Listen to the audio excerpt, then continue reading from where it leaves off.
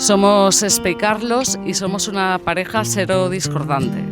A uno de nosotros nos detectaron VIH hace más de 20 años. Soy Miguel García del Toro, soy el jefe de enfermedades infecciosas del Servicio de Enfermedades Infecciosas del Hospital General de Valencia. Todos podemos tener en el futuro el VIH e incluso algunos de nosotros podemos tener el VIH y no saberlo.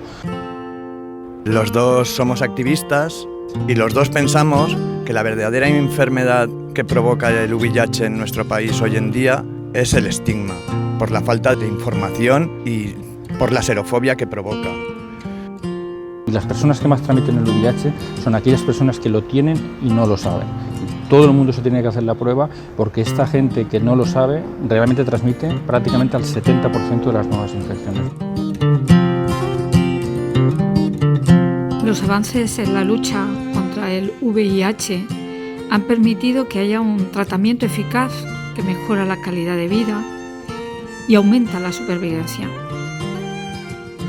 En las instituciones sanitarias ponemos en el centro a las personas y es imprescindible que toda la sociedad colabore para acabar con el miedo, el desconocimiento y el estigma. Démonos la mano en favor de la prevención, en favor de la inclusión. El VIH no se transmite por convivir. Luchemos juntos para combatirlo.